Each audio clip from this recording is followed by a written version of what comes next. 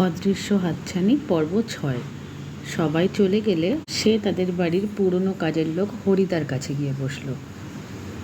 বৌদিমণি, তুমি নিজের ঘরে যেয়ে একটু বিশ্রাম নাও গে, এতক্ষণ এত কষ্ট পেলে। সবাই কত আনন্দ করতে চলে গেল, তুমি তো যেতে পারলে না। আমার তো কিছু হয়নি, আমি ইচ্ছে করেই যাইনি। সে কি গো, ইচ্ছে করে গেলে না কেন গো? ওখানে সবাই কত আনন্দ করতেছে আর তুমি গেলে না? না, গেলাম না।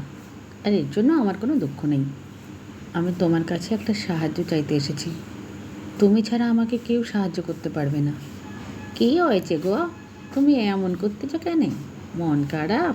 তা বাবুর সঙ্গে মন কষাকষি হয়নি তো? না, সেসব নয়। তুমি একটা সত্যি কথা বলবে আমাকে। কী গো, কী কথা? তোমার দাদাবাবুর আগে কোনো বউ ছিল? মানে ও আগে বিয়ে করেছিল? সে এবার থতমত খেয়ে যায়। কই না তো, এমন কথা বলতেছো কেন?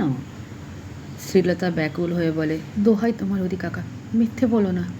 আমি জানি তুমি অনেক দিন থেকে এ বাড়িতে আছো, তুমি সব জানো। আমাকে সত্যিটা বলো। না গো, এইসব সত্যি নয়। হরি কাকা, তুমি মিথ্যে বলো না দয়া করে। তুমি চাও না একটা নিরপরাধ মেয়ে যাকে বিনা দোষে মরতে হয়েছে সে সঠিক বিচার